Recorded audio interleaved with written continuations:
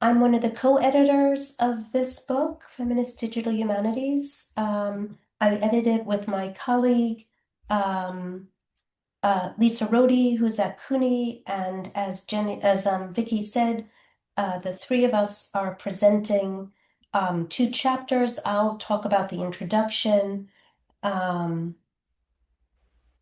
a kind of introduction to the book, a taster. All three of us are here and part of the DARIAH network, so we thought this would be a really appropriate talk for Friday Frontiers. The book is available open access, which is excellent. I want to thank City University of New York, which is Lisa's institution, and my institution, Maastricht University Library, for making this possible. What I didn't learn till after publication was that this amount of money was matched by the National Endowment for the Humanities with a grant that got cut several months after the book was published.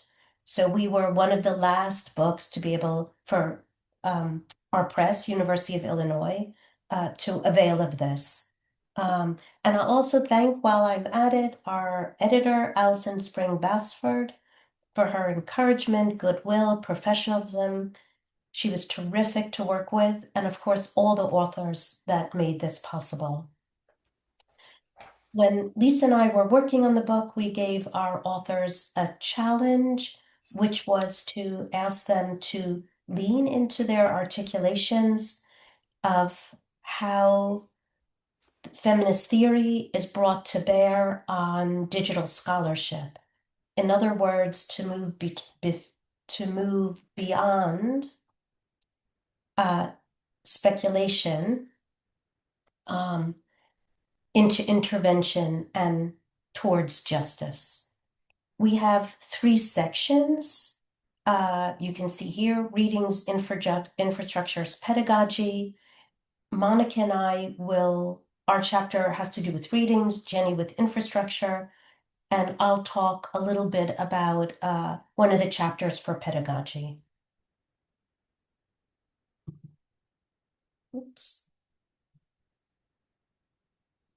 Okay, so readings, that's the first section. There's three chapters, and we asked each of the authors, including myself, to focus on how we embed feminist theory into digital scholarship.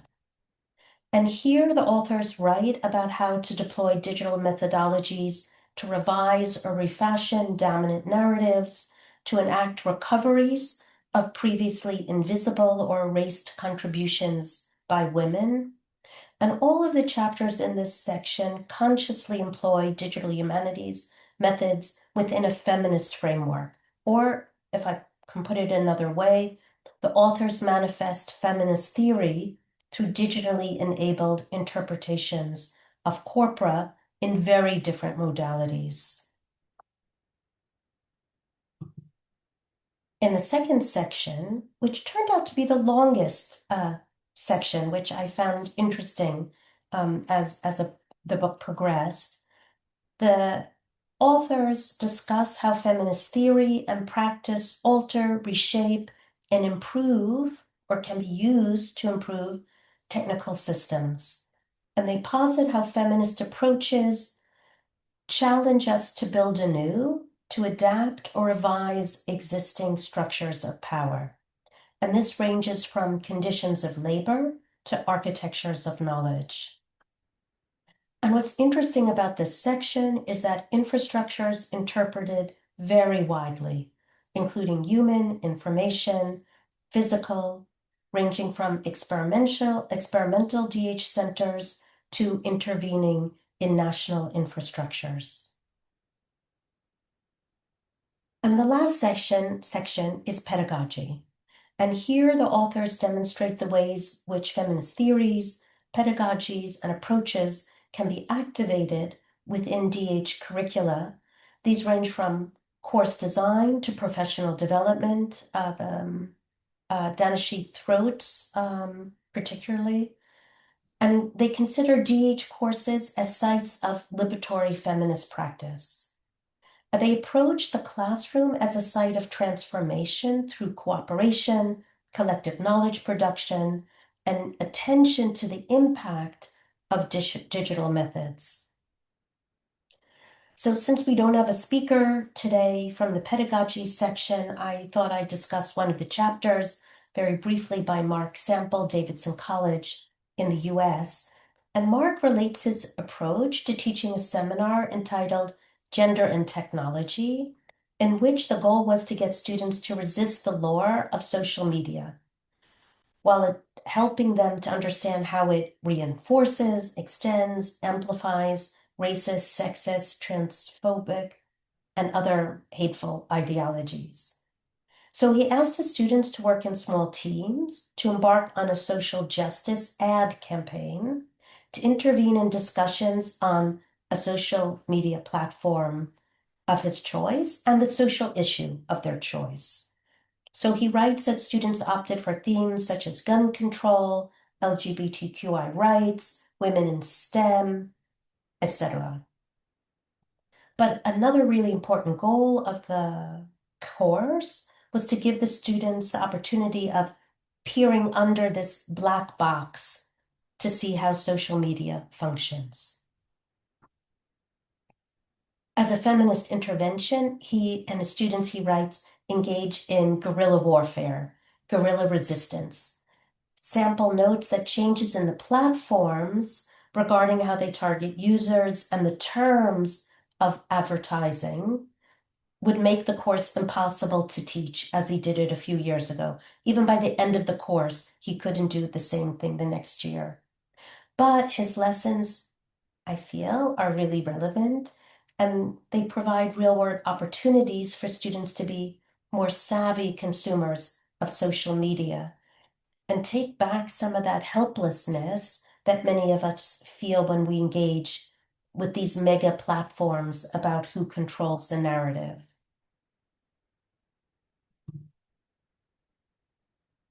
One of the things that Lisa and I resisted in developing the collection was to have it too definitional. We didn't want to hamstring authors and make them go into a very narrow or predefined concept of both feminism and digital humanities. So we left a lot of space for plurality. Contributors were asked to elucidate how they put feminisms into digital practice. And really the results are very different, varied, and innovative. And we believe that this collection can serve as a nexus for future research and reflection at this intersection. And maybe I'll tie a few things about the editing process before Jenny and I speak about our chapters. But what we found was that the authors had a joint commitment, as it were, towards change, how to intervene in the development of infrastructure, how to develop new pedagogic practices, especially within activist classrooms, how to be conscious within our own research practices of structural imbalances, and how we as researchers can choose to find ways to mitigate these. What we learned was taking a feminist approach to digital scholarship means creating space for embodied and effective forms of interpretation and meaning making, both in our own practice and what we teach to students. Also to be aware of unspoken assumptions, not just our own, but those within the historical record, about dominant narratives, about expertise, who has it, who doesn't, or who doesn't in the historical record, about value, the value of work, of scholarship, who gets to have a voice today and in the past, what voices have been silenced, disappeared, and what obligations we have as researchers to reset or rebalance this historical record. And how do we, as digital humanists, have the ability through the methodologies, through the place that we publish our work, which is by and large on the internet, how we have the ability to use our scholarship not as an escape from the world, but as an intervention, as a societal good. So I will turn over to Jenny to pick up on her chapter. And Jenny, just tell me and I'll keep advancing for you. Yes, thank you, Susan. So now we move on to the section on infrastructure and the chapter Infrastructures for Diversity. And I want to begin by saying that some fields where I have been active, such as disability studies and feminist studies and queer studies, have not been historically very well represented in the digital humanities, in conferences and journals and edited volumes. But as Susan mentioned, this has changed, and I was very happy when I was invited to write a chapter for this volume. I think the collaboration was generative in itself.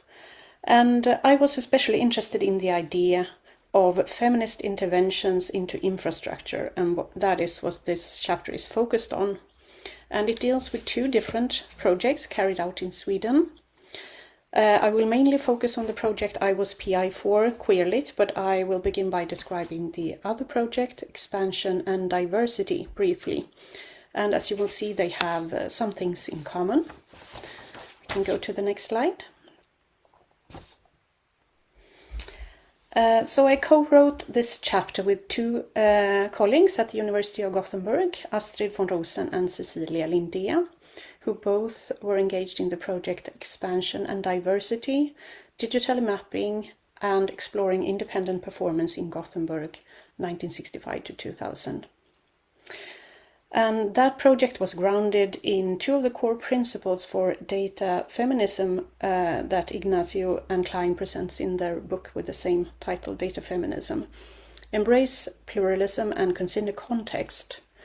And the project challenges previous theater historiography's exclusion of a very rich and diverse independent performance heritage outside of the theatre institutions. So this is in itself a recovery project. Cultures outside of established institutions are usually less documented, excluded from archives, and the traces of these practices are scattered in different kinds of materials and different media formats as well. Next slide, please, Susan. So the project recovered a wealth of data on theatre and performance history through newspaper materials, archival materials, private collections that documented different kinds of practices. And the database as an infrastructure was underpinned by a collaborative and history from below approach, and an ethics of care in relation to the multi-sensuous aspect of the research data, as well as the connection between the places mapped and the embodied and experiential and affective memories connected to them. And as you can see here, the database is searchable by groups, productions, persons, and places. And the places are mapped onto this city map of Gothenburg, making visible how places and persons were connected to each other. Next slide, please, Susan. And like Expansion and Diversity, Queerlit could also be described as a recovery project. We recovered LGBTQI-themed literature in a bibliographical database. But we also developed terms to describe this literature and to make it more accessible for scholars and readers. And finally, we also created a web search interface that allowed for more precise searches than the National Library Catalogue did. And as a feminist DH project, Queerlit worked on multiple levels to capture data, to capture what is made invisible in literary history through the collection and practices and descriptive metadata, and also to create more accessible search tools in dialogue with users. But also to intervene in a national library infrastructure, in this case the National Union Library Catalogue, Libris. And an important aspect both of Queerlit and Expansion and Diversity was to create collaborations with people who have collected materials, have performed volunteer work, and at times also created metadata for materials. So in addition to the collaborations with the National Library and Kvinsam, a gender studies library in Gothenburg, these collaborations with community experts were really important for us. Next slide, please. The cataloging and indexing of literature with LGBTQ subject has functioned as tools of marginalization and oppression, and there is a large body of research around this. In general, descriptive systems such as the Library of Congress subject headings, there are different issues ranging from underrepresentation to misrepresentation in descriptive terms.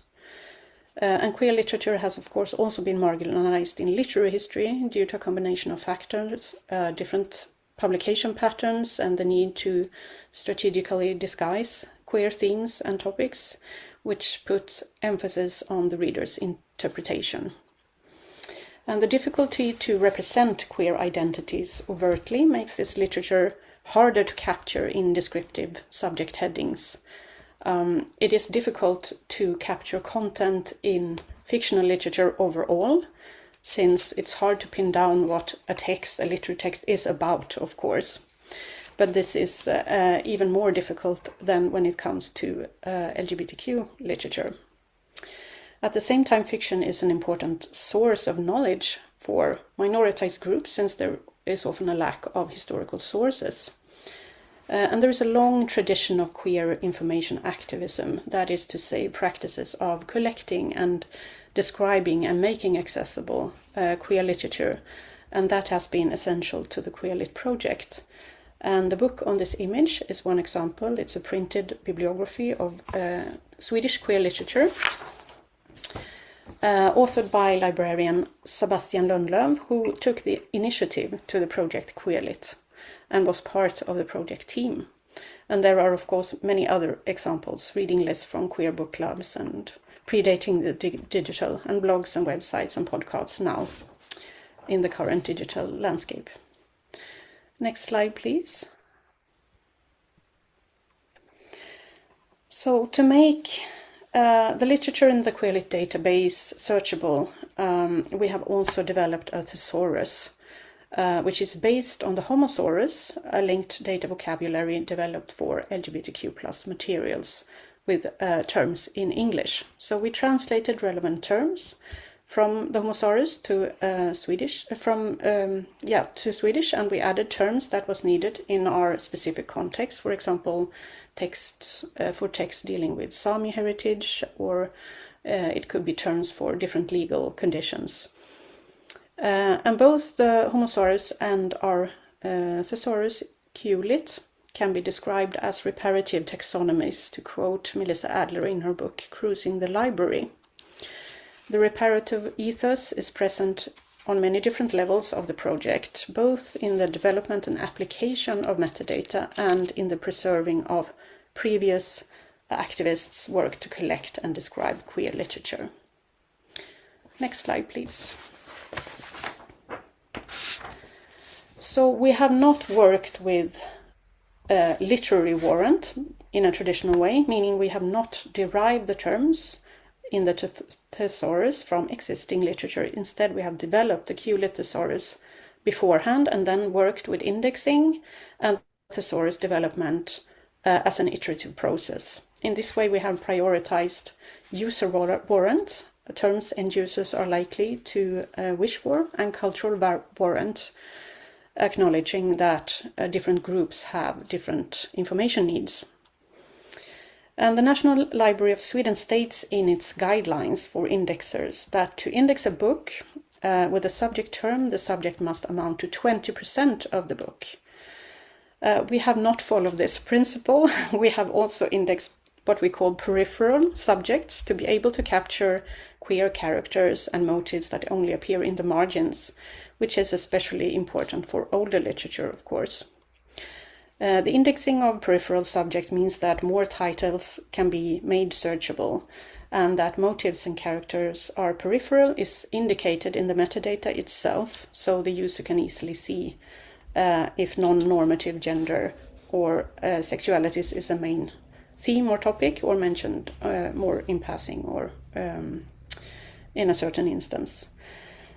The creation of terms for symbolism may also function as a new path into queer literary tradition, making it possible to follow certain symbolic language over time. To limit oneself to manifest representations would exclude the possibility to reading queer meaning into historical text where explicit representations are absent. A strategy for handling this was our contextual criteria, stating that texts read as queer by scholars or in queer reading communities should also be included, for example, texts that are queer on the level of symbolism or intertexts.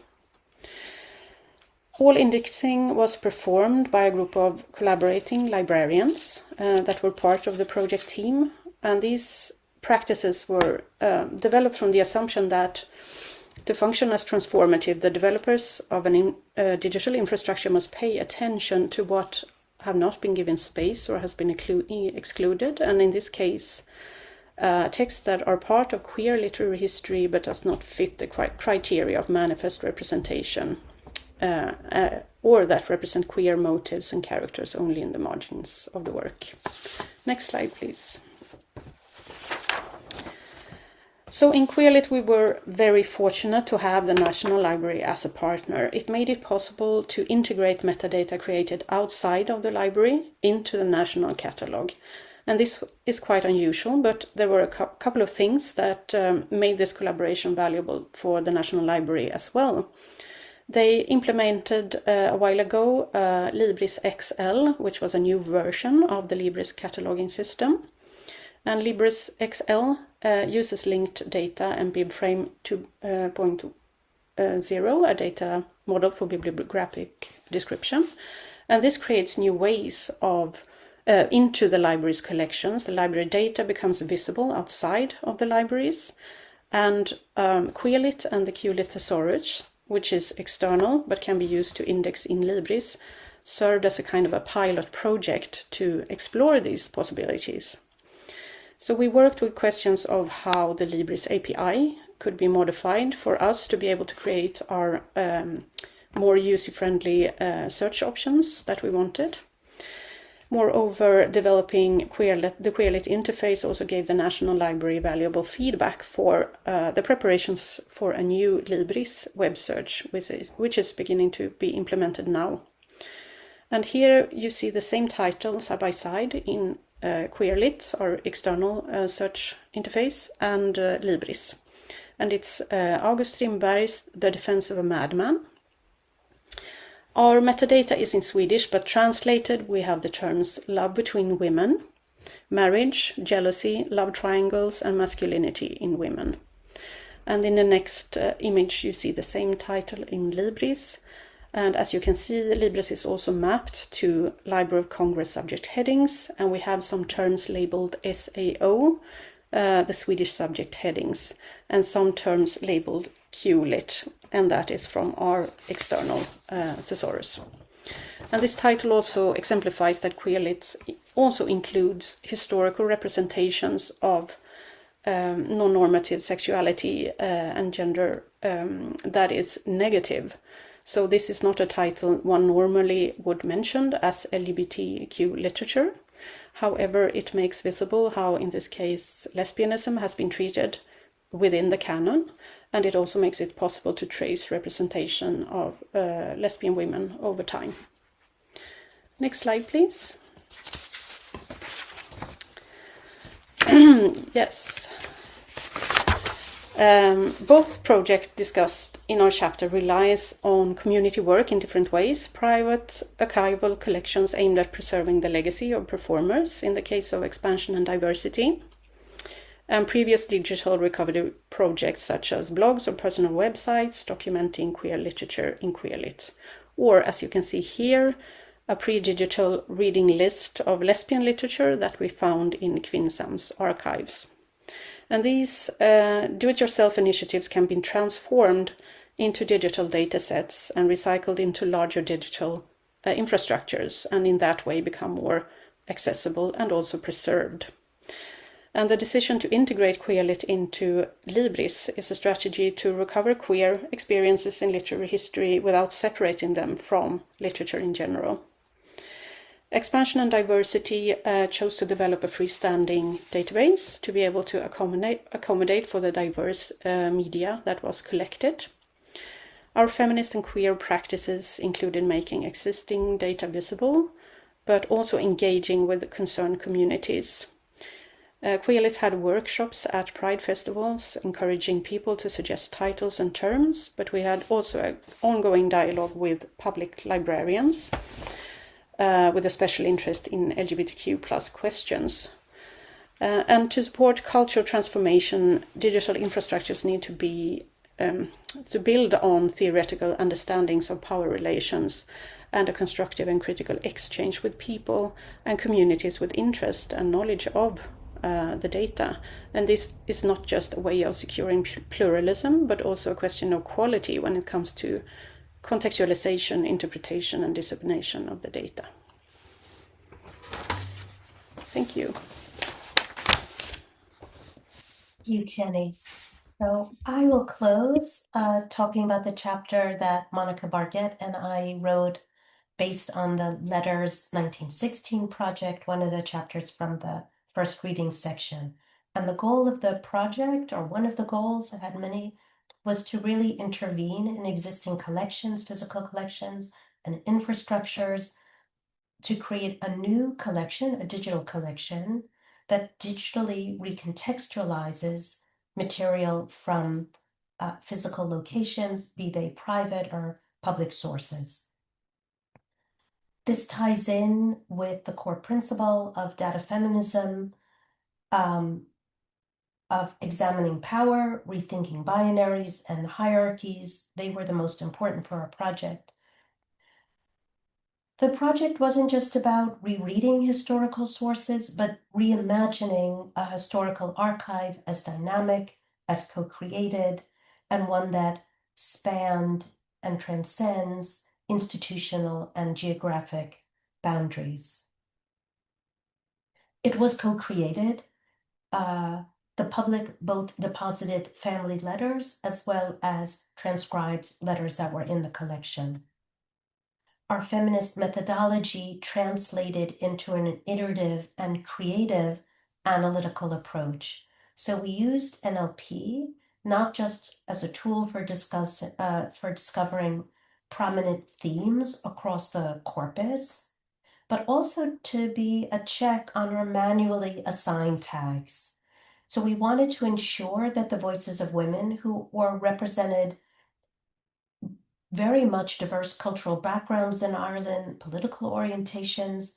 We wanted to make sure that they weren't overlooked in this categorization process.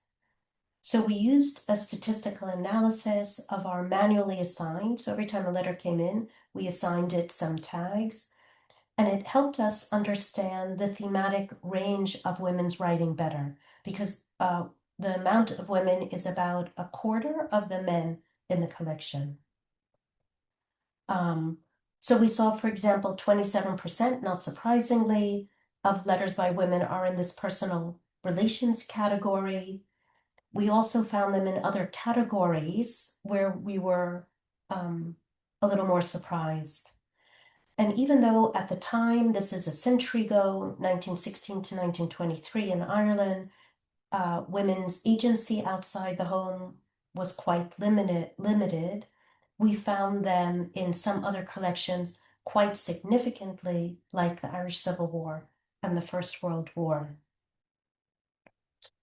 What we did, we contrasted our manual tagging with some topic modeling of the letters, which we worked with a fully transcribed corpus from December 2019.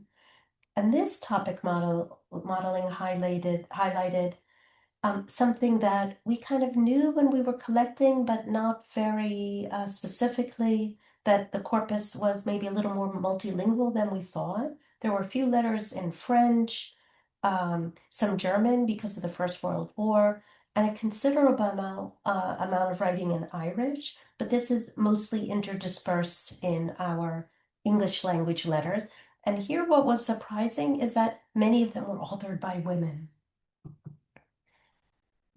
So I said, here you see that the male to female ratio is maybe not even a quarter.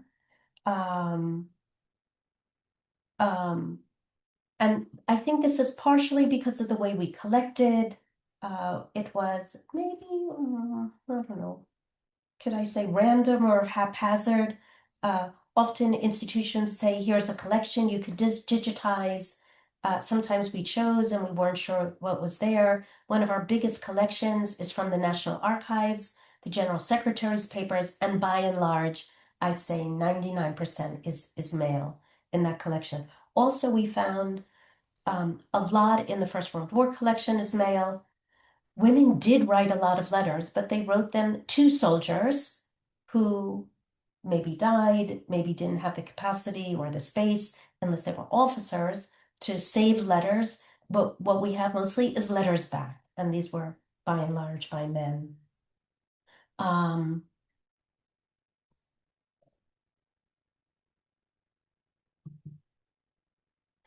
We have one collection that we collected quite late in our process. It's a collection around this individual called Charlie Daly. So our collection spans from just about the Irish Rising, 1916, in the middle of the First World War, through what we call this decade of centenaries, as it was called when Ireland was going through it. After the war, there was a Revolutionary War and then a Civil War. And Charlie Daly is very prominent in the Irish Civil War on the Republican, the nationalist side. And he opposed the treaty that the British made with the Irish, which gave Ireland independence, but not what became Northern Ireland. So he was anti-treaty, and he was executed in the very last days of the Civil War in 1923.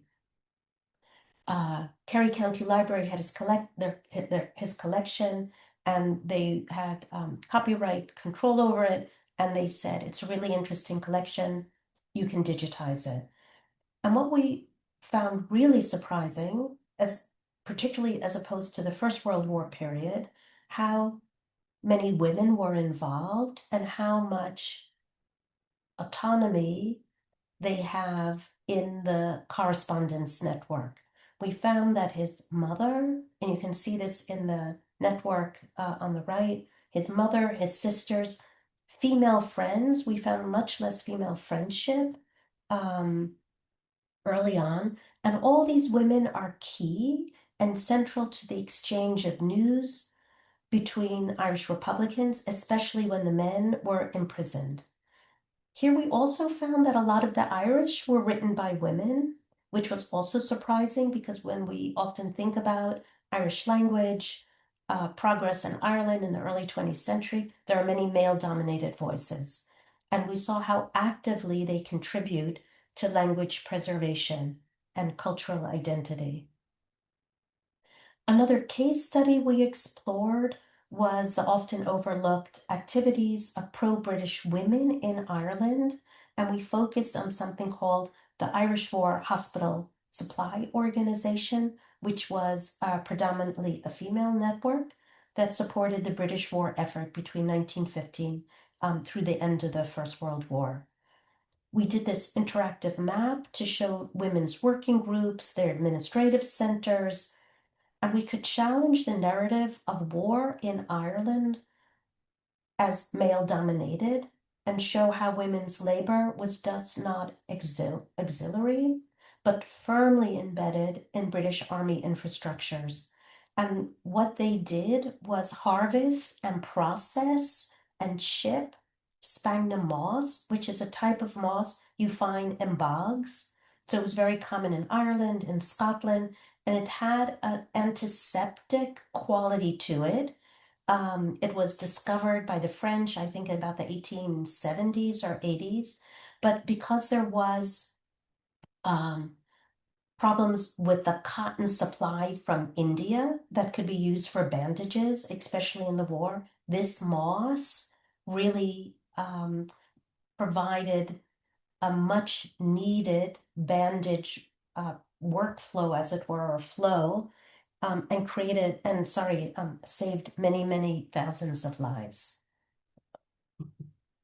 Monika and I worked on this female network. We published open access, another article you can see on the slide in Women's History View. And this paper highlighted more our reconstruction process and how we used evidence from a lot of sources. It started with this woman, Lady Clombrock, who's one of the major collections in the Letters 1916 project. So maybe to start to wrap up, taking a feminist approach, one of our goals of the whole project was to uncover hidden stories. We wanted to ask also and uncover what administrative structures and knowledge infrastructures have kept them hidden.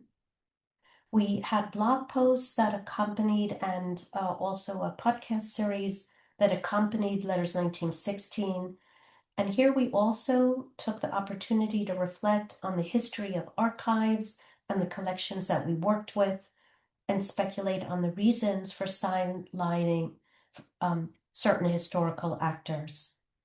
We asked who gets remembered and why, which is part of the socially aware scholarship that foregrounded creating the entire collection. And a takeaway from the project is that interventions into research infrastructures, which take a feminist and social justice approach, combine a radical recontextualization of sources within a new digital presentation, and in our case, an engagement with the public. So Jenny, Monika, and I, when we were discussing this presentation, we looked to see what commonalities our contributions had to the collection. And we wanted to stress that Feminist DH is not just about women or corpora about women, but it is taking this wider theoretical and philosophic approach.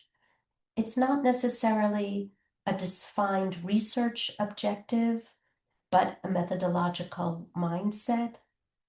It's about strategies for taking key decisions, about who we collaborate in our research outside academe, in Jenny's case with the library, in our case with libraries and archives, and also the public, also in Jenny's case, who we collaborate with, what sectors, questioning and transcending existing infrastructures and data collections, and really using our digital methods to make visible what is not typically visible. And I have to say, we all felt, despite several key publications in this area, we see, particularly at DH conferences, there's still a paucity of research which foregrounds this feminist perspective. And we also maybe invite our colleagues here, particularly within DARIAH, to maybe think about what we might follow up with. I did find when editing the collection and mentioning the book to people, and also in the talks that we have given subsequently, that there are many more projects in Europe that we could have foregrounded. So I see Toma here, and maybe this is the possibility for a special issue of transformations in future. Again, the book's open access for those of you who came later. You can scan this QR code. You can go to the University of Illinois Press and download it for free. So on behalf of Jenny, Monika, and myself, thank you for attending and for listening, and we very much welcome questions. And I will stop screen sharing now.